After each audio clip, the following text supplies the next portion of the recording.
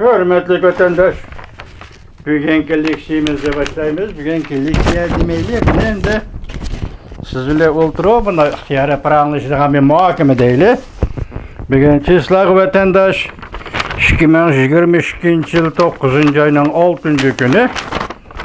Benim demekçi boğunum şu 3 gün, 4 gün sidik buluvatkan özgürüşle. Biz ötken haberlerde sizlerle gidiyoruz 15. günü 9. ayının Semerkant'a barı dedik ki emelden kaldı dedi Cansınca 5. ayının 4. günüdeki torpilimede biliyordu.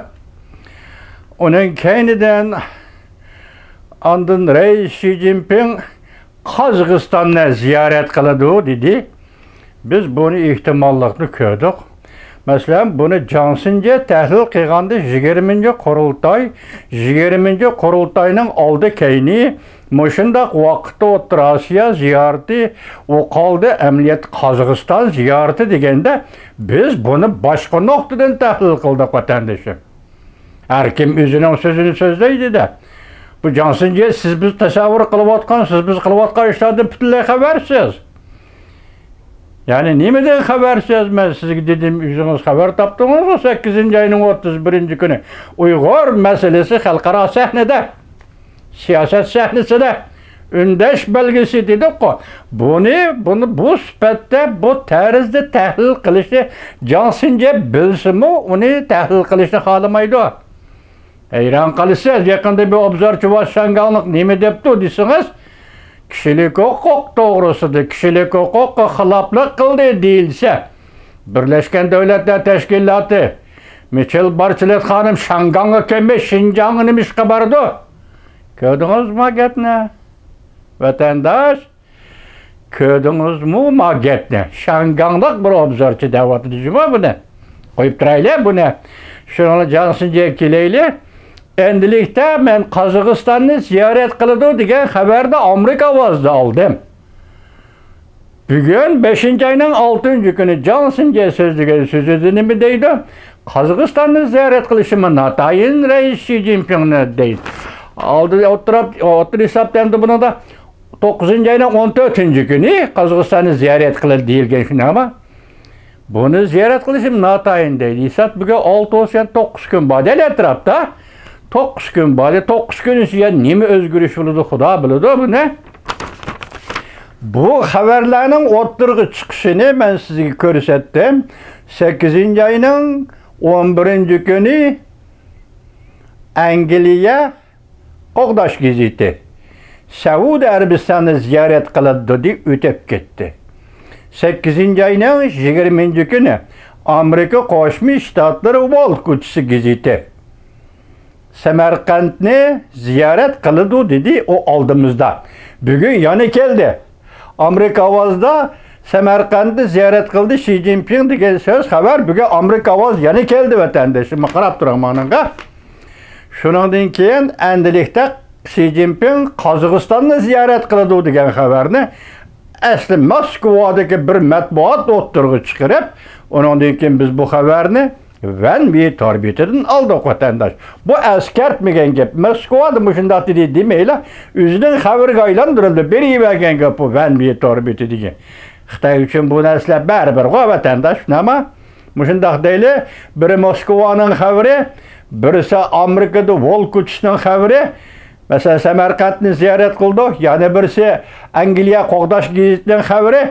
Saudi Arabistan'ı ziyaret muş geplerinin hemisi dünyavi dangdar gezitler, dangdar matbuatlarının haberi vatandaş. Bular ne için yalgan sözdeydi diye sualını koygulu olmaydı. Bu matbuatlar yalgan yaki sel saxtalık yaki sel mücmellik arılışıp kalsı dünyada inavet getirdi bu matbuatlarının vatandaşı. Nimiş ulanın degeni degen bombadı gep bir demez. Ulanın haber kılgını doğru. Cungo taraftan merkezde yaki Moskva'da şunda haberden çıkkını rast. Şunun asaslarında haber kıldı değil. Lekin Cungo'nun işçi kısmındaki özgürüş bu dehşetlik özgürüş. Fakat Cansınca'nın sözlügellerini, geplerini tetkik kılsınızdı bu dehşetlik özgürüş vatandaşım. Niçin bunda dehşetlik özgürüş değmez? 9. ayının 4. günü, 9. ayının 5. günü, 9. ayının 6. günü bugün. Cungu'nun bir agentlik var, onun ismi Xinhua. Cungu'nun bir organ gazeti var, Cungu Kompartiyası'nın. O gazetenin ismi Rımbırıbao, Halk Gazeti. Muşu gazetler 3 gün içinde ilan kılgan haber ve makalalarda 3 katım emas 36 katım. 36 tedbiri var Xitayning. Şu asas bilsiniz 36 katım özgergen gep vatandaş. Bunu bileyim, Johnson Cebber'de hemmini anlap çıktım. Şunun işinin ki beni keçirin apokla vatandaşım 5'im kayıp gitti. Bugün 4. günü Rımbırıbao nime dedi. 5. günü Merkez Halk Televizyası nime dedi. 6. günü yana Rımbırıbao nime dedi. Halk Gazeti nime dedi. 5'im kayıp gitti vatandaşım. Şun bugün sizge burunda kallamda kalgan tesir boyunca sözlep birmen. Bu yerda Xi Jinping'de bir heves var iken hem Qurultayda sekreter bulup saylanish hem Lin Xiaoxtaycha doi degan ataqni elesh. Bunun içinde ikkini qo'g'dash, ikkini chingtirish, to'rtni tiklash deydigan gap borken bu gaplarni Johnsonga o'tirib chiqamidi, men shu sizga aytib beramidim. O elaqay Xitoyning so'z turkumiga asoslanib siyoset o'ynaydigan odati. Siyasetni ufqum shakliga elib kelinmaydi. Xitoy tili mumkin emas. Xitoy tilida bunda ortiqchilik yo'q. Xitoy tilida ufqum yaratqilib bo'lmaydi, jenim vatandoshlar. Buni Xitoylar o'zi gayniyan deydi ufqum deganda. Xitoy tilida ufqum yarataman mumkin emas. Xitoy tilida bunda qurilma yo'q, grammatik qurilma yo'q, logikalik qurilma yo'q. Shuningga herkes yaratamaydi. Xitoy tilida ikki xat bir söz türkümü bo'laverdi. Ikki xatni qo'shib qo'ysangiz bir söz türküm bo'laverdi. Ashdan o'zida o'yin tipli yursangiz o siyoset bo'laverdi. Masalan, ikkini tiklash, ikkini turg'izish, uchni himoya qilish, beshni birni qilish hamma söz türkümü vatandosh. Kechiringlar, men grammatikaga ketib qoldim hozir. Shuningdek, 3 kun ichida bo'layotgan o'zgarish. Mesela 4. günü ötüp 5. günü kelgende Rımbırıbao'nun sözlerini misal gelip Johnson'a nime dedi? Sen tünügün 4. günü Xi Jinping doğrusu da dahi buluş doğrusu da ikkini qo'g'dash bir himoya qilish degan gaplarning orasida e'lon qilgan maqolaning o'zi de deydi. 40 qatim. Xi Jinpingni eg'iz olding deydi. Bunun qo'ygan mavzu Johnson'un qo'ygan mavzusi nima? Ushurib maqtash. Xi Jinpingni ushurib maqtash. Sen 4.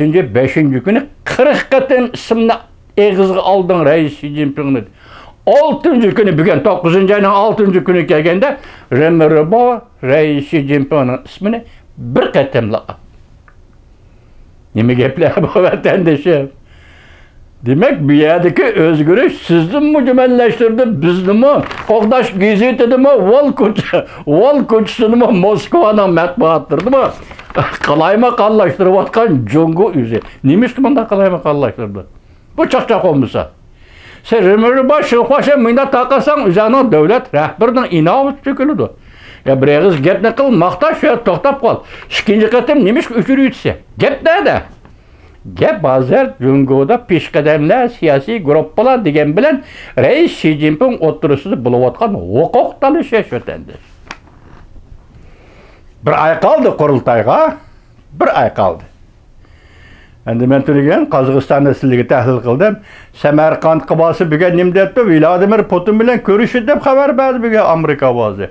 Hozir Johnsonga nima deydi? 9. ayning 6. günü, 9. ayning 4. günü bu chet elga ziyoratga chiqishdan qilib qoldi. Peshqadamlar bu huquqni tortib oldi. Shunga lijan shu chet elga ziyorat chiqargan bo'ldi dedi. Endi bugunlardan bularni selishtirib ekilib, Xi Jinpingning mushu ay mushu kunda chet elga ziyorat chiqishi bu mumkin emas dedi. Bu xulosini Johnsonga chiqaryapti. Gazetleri Jungo'nun undaq deyapti.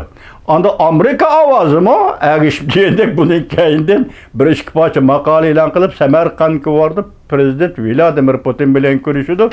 Qozog'iston keldi, prezident To'qayev bilan birga Samarqandga bordi degan xabarlar.